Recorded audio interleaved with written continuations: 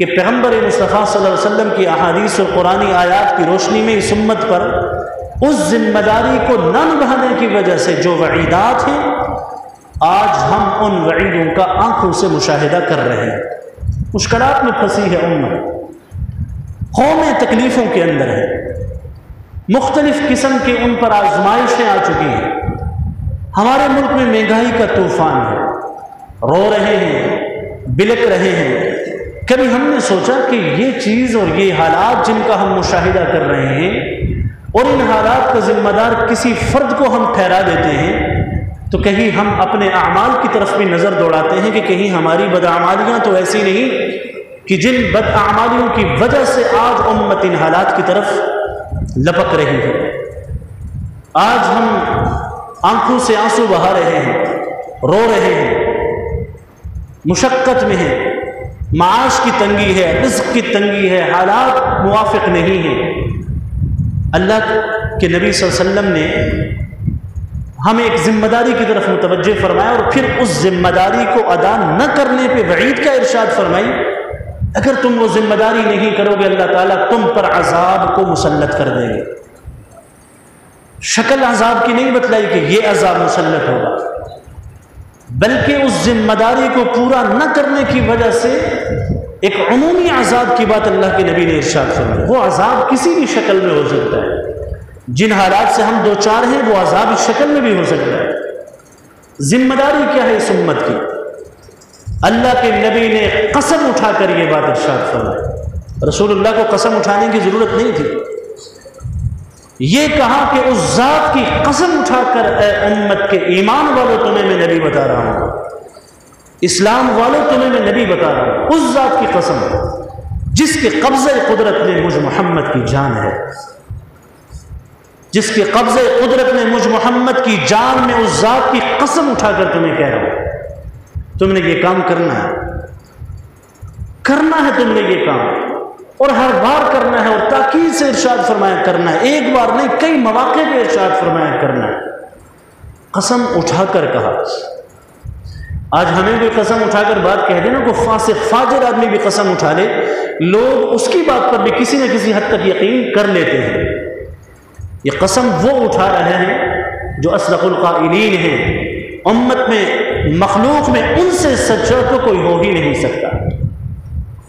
وہ نبی قسم اٹھا کر اس امت کو، ان لوگوں کو، یہ ایمان والوں کو جن کے دلوں کے اندر ایمان کے رمق موجود ہے، وہ نبی اس امت کو قسم اٹھا کر ایک بات ارشاد فرما رہے ہیں کہ تم نے یہ کام کرنا ہے۔ والذی نفسی بیدہ، قسم ہے اس ذات کی جس کے قبضہ قدرت میں مجھ محمد کی جان ہے، لَتَأْمُرُنَّ بِالْمَعْرُوفِ وَلَتَنْهَوُنَّ عَنِ الْمُنْكَرِ، تم نے لوگوں کو نیکی کا حکم کرنا ہے، برائی سے روکنا ہے، یہ کام تم نے کرنا ہے، نہ چاہتے ہوئے بھی کرنا ہے، بہرحال کرنا ہے اور ہر بار کرنا ہے۔ نہیں کرو گے تو کیا ہوگا؟ اس کا بھی اللہ کے نبی صلی اللہ علیہ وسلم نے ہمیں وہ بات ارشاد فرما دی۔ بعض لوگ اکڑ بھی جاتے ہیں، تم کیوں دین کے ٹھیکیدار بنے پھرتے ہو، ہم جانے ہمارا دین جانے۔ یہ اکڑ دنیا میں تو ہم اکڑ سکتے ہیں، قرآن کہتا ہے لا تمشی فی الارض مرحا، زمین پر اکڑ کر مت چل، یہ غرور، یہ تکبر، یہ کبر اللہ کو مت دکھا، عاجز بن جا۔ اگر اللہ کے نبی جیسی جلیل القدر مرتبہ والی شخصیت اللہ کے سامنے عاجز ہے تو پھر اس امت کے اس فرد کو اتنے اکڑنے کی کیا ضرورت ہے؟ کہ کوئی اگر دین کا کوئی مسئلہ سمجھانے کے لیے جائے، کسی گناہ کے کام سے روکنے کے لیے جائے تو یہ طعنہ دے دینا تم کون ہوتے ہو مجھے روکنے والے؟ میرا جسم میری مرضی کا نعرہ تو یہی تھا نا کہ مجھے کون ہے روکنے والا، میرا جسم ہے میری مرضی ہے، میں جو چاہوں جیسے زندگی گزاروں۔ آج تو دنیا ایک نیا تصور پیش کر رہی ہے۔ وہ تصور کیا ہے کہ ہم شریعت سے فری ہیں، کہ شریعت کی کسی ضابطے کو نہیں مانتے۔ دنیا کے اندر غیر مسلم ممالک کے اندر ایسے زون بنائے گئے ہیں جو شریعہ فری زون ہیں کہ وہاں جا کر آپ کسی شریعت کی پابندی آپ پر نہیں، آپ ننگے گھومے پھریں۔ دنیا تو بے حیائی اور فحاشی کے اس عروج پہ پہنچ چکی ہے اور مسلمان بیٹھا ہے، یہ امر بالمعروف اور نہی عن المنکر سے دور ہے۔ اللہ کے نبی نے قسم اٹھا کر اپنی امت کے ان افراد کو یہ بات ارشاد فرمائی کہ کرنا ہے یہ کام، تم نے کرنا پڑے گا، تمہیں یہ کام نہیں، تمہاری جان اس سے چھوٹ سکتی۔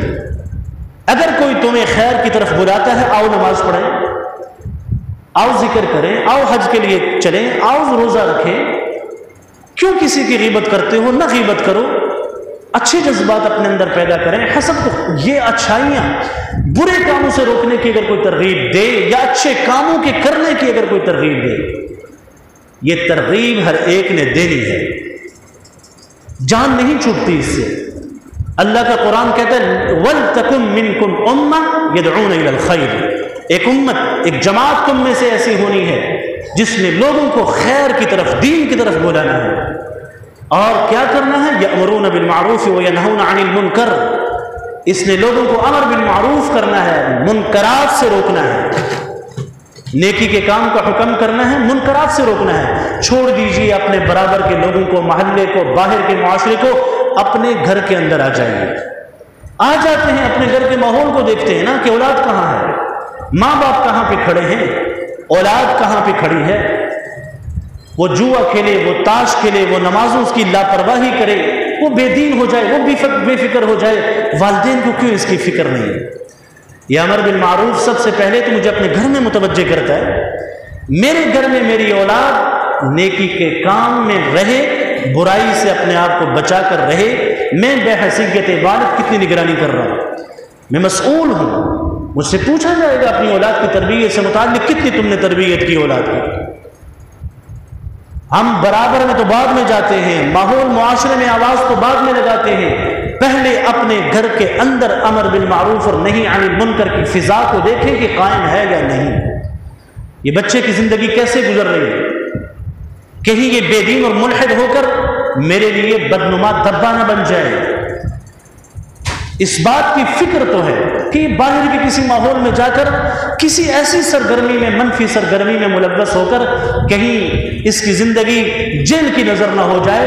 یہ باپ اس چیز پر تو نظر رکھتا ہے، اس کی وابستگی کسی ایسی جماعت کے ساتھ نہ ہو، اس کا چال چلن ایسا نہ ہو جائے کہ کسی قانون کے شکنجے میں آ کر جیل کی کوٹڑی میں چلا جائے۔ اس باپ کو اس بات کی فکر تو ہے، لیکن اس کی فکر نہیں کہ میرا بیٹا نمازیں کتنی پڑھتا ہے، کیا اس نے روزہ رکھا بھی ہے۔ اس لیے اللہ کا قرآن کہتا ہے وَأْمُرْ أَهْلَكَ بِالصَّلَاةِ، اپنے اہل کو نماز کا حکم دو، جمے رہو اس پر۔ لا نسألك رزقا، ہم آپ سے رزق نہیں مانگتے ہیں، نحن نرزقك، اللہ فرماتے ہیں یہ رزق کی ذمہ داری میری ہے۔ نماز کے ساتھ رزق کو اس لیے جوڑ دیا کہ اللہ کے نبی نے فرمایا، اپنی امت کو ارشاد فرمایا اگر تمہیں رزق کے معاملے میں، معیشت کے معاملے میں تنگی ہے، نماز کی طرف آ جاؤ۔ یہ قصے کہانیاں نہیں ہیں، یہ حقیقت ہے۔ حالات کو بدلنے والی ذات اللہ کی ہے، ہم نے حالات کو بدلنے کا ہنر لوگوں کے ہاتھ میں دے دیا کہ یہ حالات کو بدل دیں گے، حکومتیں حالات کو بدل دیں گی، نیا آنے والے حالات کو بدل دے گا، نہیں، حالات کو بگاڑا بھی ہم نے ہے، حالات کو سنوارنا بھی ہم نے ہے۔ نحن نرزقک، اس رزق کی ذمہ داری اللہ لے رہے ہیں۔ نماز کے اوقات میں اپنی دکان بند کر کے اگر مسجد کی طرف آتا ہوں، مجھے ظاہر میں نقصان نظر آ رہا ہے، گاہک نہیں آئے گا، کیا معلوم کہ اسی دوران کوئی گاہک ایسا آ جائے جو ہزاروں کا سودا خرید کر چلا جائے۔ یہ ظاہری نقصان نظر آ رہا ہے، لیکن حقیقت ایسا نہیں، ایسی نہیں ہے۔ اللہ نے فرمایا یہ رزق ہم نے دینا ہے، تم میری عبادت کے لیے میری مسجد میں، میرے ذکر میں، میری یاد میں، مجھ سے رابطے اور تعلق میں میرے ساتھ اپنے رابطے کو بڑھانے میں لگ جاؤ گے، تمہارے رزق، تمہارا دکان تو تمہارا رزق نہیں دے رہی، یہ تمہارا گاہک تمہیں رزق نہیں دے رہا، اس گاہک کو بھیجا ہم نے ہے۔ یہ جب تمہاری دکان بند ہوگی، تم نماز پڑھ کے آؤ گے، یہ رزق ہم پھر بھیج دیں گے، کیا پتہ اس کے بعد ایسا تمہیں رزق بھیج دیں کہ وہ پورے دن کی کسر نکال دیں۔ نحن نرزقک، لہٰذا معیشت کی تنگی ہے، روزی کی تنگی ہے، حالات سے ہم لوگ تنگ ہیں۔ ذرا یہ سوچیں کہ ہم نے حالات کی تنگی میں اپنے پروردگار سے کتنا رابطہ کیا ہے، کتنا مسجدوں کو آباد کیا، کتنے مصلے پہ اپنی جبینوں کے نشان چھوڑے، کتنی عبادتیں ہم نے کی، کتنا اپنے پروردگار کو راضی کیا، کتنے نیکی کے کاموں کو دوسروں کا حکم دیا اور کتنی برائیوں سے ہم روکے۔ اللہ کے نبی نے قسم اٹھا کر یہ بات ارشاد فرمائی، یہ کام کرنا ہے، ہم نے کرنا ہے، نہ چاہتے ہوئے بھی کرنا ہے، نہیں کریں گے تو کیا ہوگا، لَيُوشِكَنَّ اللَّهُ، اللہ جل جلالہ قریب ہے کہ تم پر عذاب کو مسلط کر دے۔ وہ عذاب مہنگائی کی شکل میں بھی ہو سکتا ہے، وہ عذاب معیشت کی تنگی کی شکل میں بھی ہو سکتا ہے۔ یہ تو قرآن نے کہا، میرے ذکر میرے دین سے تم اعراض کرو میں تمہاری معیشت کو تنگ کر دوں گا۔ فَإِنَّ لَهُ مَعِيشَةً ضَنْكَ، قرآن کہتا ہے سورہ طٰہٰ۔ میرے دین سے دور، میری یاد سے دور، میری نمازوں سے دور۔ ذکر کا اعلیٰ درجہ کیا ہے؟ فرائض کی ادائیگی، یہ سب سے اعلیٰ ذکر ہے۔ صرف تسبیح کو چلانا ذکر نہیں ہے، فرائض کی ادائیگی یہ ذکر کا سب سے اعلیٰ مرتبہ ہے۔ اس کے بعد پھر اذکار، صبح و شام کے وقت کیا ہے اذکار آتے ہیں، پھر عام اوقات کے اذکار ہیں۔ ایک آدمی صبح و شام نماز ہی نہیں پڑھتا، 5 نمازیں چھوڑ رہا ہے اور تسبیح ہاتھ میں رکھی ہے میں اللہ کو یاد کر رہا ہوں۔ تم نے ذکر کے سب سے اعلیٰ مرتبے فرائض کی ادائیگی کو چھوڑ دیا ہے، نماز کو چھوڑ دیا، روزے کو چھوڑ دیا، زکوٰۃ کو چھوڑ دیا، حج فرض تھا چھوڑ دیا۔ یہ ذکر کے اعلیٰ مراتب ہیں۔ اقم الصلاۃ لذکری، نماز میری یاد کے لیے پڑھو۔ جتنی عبادات فرائض کے درجے کی ہیں ان کے ساتھ ذکر کو اللہ نے جوڑا۔ پتہ چلا کہ ذکر کا سب سے اعلیٰ درجہ فرائض اور عبادات کی ادائیگی ہے۔ ذمہ داریاں جو اللہ نے لگائی ہیں وہ قرآن کہتا ہے تم ان چیزوں سے اعراض کر لو، فَإِنَّ لَهُ مَعِيشَةً ضَنْكَ، تم پر معیشت کو بدحال اللہ کر دے گے، تنگ ہو جائے گی معیشت، وسعت کے باوجود تمہیں تنگی محسوس ہوگی۔ یہی بات اللہ کے نبی نے ارشاد فرمایا، کرنا ہے یہ کام، کرنا ہے یہ کام، امر بالمعروف کرنا ہے، نہیں کرو گے اللہ عذاب ڈال دیں گے تم پر۔ اس کی شکل کوئی بھی ہو سکتی ہے۔ پھر اگلی بات اللہ کے نبی نے ارشاد فرمایا، ثم لتدعن، تم کیا کرو گے؟ تم دعاؤں کے لیے ہاتھوں کو اٹھاؤ گے، اپنی مشکلات اپنے پروردگار کے سامنے، اے اللہ ہماری یہ مشکل ہے، یہ مشکل ہے، اسے دور کر دے۔ تم نے اللہ کے سامنے اللہ کی بغاوت کر دی، امر بالمعروف نہیں عن المنکر سے انکار کیا، تم نے اپنے آپ کو عبادت دین سے دور کر دیا۔ یہ ہاتھ جو ہمارے آسمان کی وسعتوں کی طرف اٹھ رہے ہیں، اللہ ان ہاتھوں کو خالی لوٹائیں گے۔ لا یستجاب لکم، اللہ کے نبی نے فرمایا اٹھنے والے ہاتھوں میں اللہ کچھ بھی نہیں ڈالیں گے، یہ تمہاری دعا نہیں قبول کی جائے گی۔ عائشہ فرماتی ہے نا کہ اللہ کے نبی ایک مرتبہ تشریف لائے، دولت کدے میں تشریف لائے، اپنے گھر میں تشریف لائے، میں نے رسول اللہ کے چہرے انور پر ایک خاص اثر کو دیکھا، کوئی خاص چیز واقع، کوئی خاص واقعہ پیش آیا۔ جب میں نے دیکھا اللہ کے نبی گھر میں تشریف لائے، رسول اللہ نے کوئی بات چیت نہیں فرمائی، وضو کر لیا۔ وضو کرنے کے بعد اللہ کے نبی مسجد میں تشریف لے گئے، منبر پر جا کر بیٹھے، لوگوں سے خطاب کیا۔ سیدہ کائنات فرماتی ہیں میں اپنے حجرے کی دیوار کے ساتھ کان لگا کر سننے لگی کہ نبی مہربان آج اس عجیب و غریب کیفیت میں اپنی امت سے کیا کہنے لگے۔ تو اللہ کے نبی نے کیا جملہ ارشاد فرمایا؟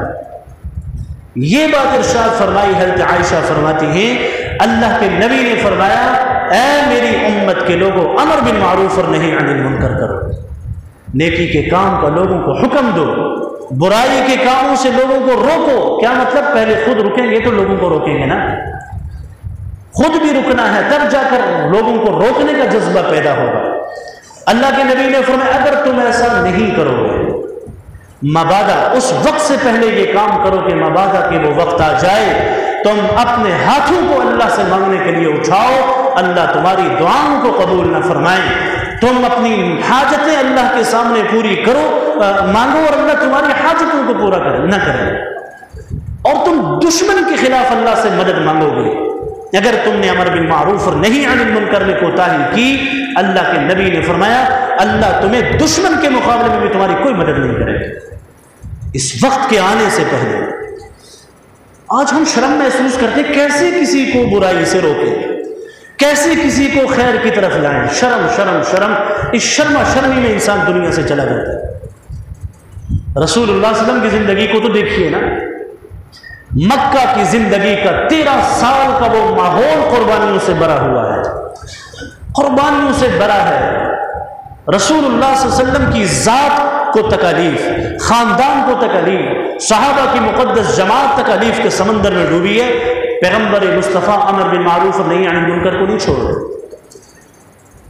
گلے دبوچے گئے، چہرے پہ تھوک دیا گیا، گندگی ڈالی گئی، صحابہ کے وجود کے ٹکڑے ہوئے، انگاروں پہ لٹا دیا، سینوں پہ پتھر رکھ دیے گئے، شیب ابی طالب میں محصور ہو گئے، کھانے پہ پتے کھا رہے ہیں، اوجری کھا رہے ہیں، چمڑے کھا رہے ہیں، پیس پیس کر اپنی بھوک کو مٹانے کے لیے۔ لیکن اللہ کے نبی کی اس مقدس جماعت نے پیغمبر مصطفیٰ صلی اللہ علیہ وسلم کا دیا ہوا جذبہ نہیں چھوڑا۔ امر بالمعروف کیوں نہیں کر رہے؟ کیوں لوگوں کو نیکی کی طرف ہم نہیں بلا رہے؟ کیا ہم اللہ کے عذاب کے منتظر ہیں؟ پھر جب عذاب کا کوڑا آتا ہے پھر نیک لوگ بھی رگڑے جاتے ہیں۔ حضرت عائشہ فرماتی ہیں اللہ کے نبی صلی اللہ علیہ وسلم سے پوچھا کہ یا رسول اللہ عذاب جب آتا ہے تو دھرتی پہ کچھ نیک لوگ بھی ہوتے ہیں، فرمایا وہ بھی اس عذاب کے اندر ہے، ہاں قیامت کے دن اللہ ان کو نیتوں پر اٹھائیں گے، کس کی نیت ٹھیک تھی کس کی نہیں۔ رسول اللہ نے فرمایا پہلی امت، پہلے لوگوں کا ایک واقعہ اللہ کے نبی نے ارشاد فرمایا، ایک بستی تھی، اللہ نے حضرت جبریل کو کہا کہ اے جبریل اس بستی کو الٹ دے، اقلبھا۔ حضرت جبریل کہنے لگے کہ یا رسول اللہ اس بستی میں آپ کا ایک ایسا نیک بندہ ہے جس نے پل جھپکنے کے برابر بھی آپ کی بغاوت نہیں کی۔ تو اللہ جل جلالہ نے جبریل امین سے فرمایا کہ بستی کو پھر بھی الٹ دے، اس لیے کہ یہ اگرچہ نیک ہے، عبادتیں ہیں، لیکن میری بغاوت کو دیکھ دیکھ کر اس کے ماتھے پہ شکن بھی نہیں پڑتا تھا، اس کا چہرہ بھی متغیر نہیں ہوتا تھا جب یہ میری بغاوت کو دیکھتا تھا، کبھی اٹھ کر کسی کو منع نہیں کیا۔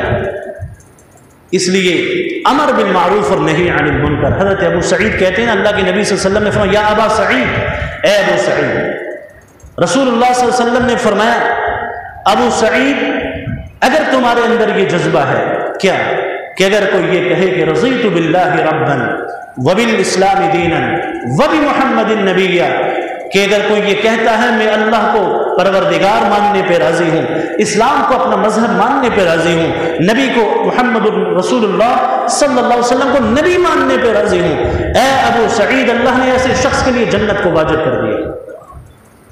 کیا مطلب ہے؟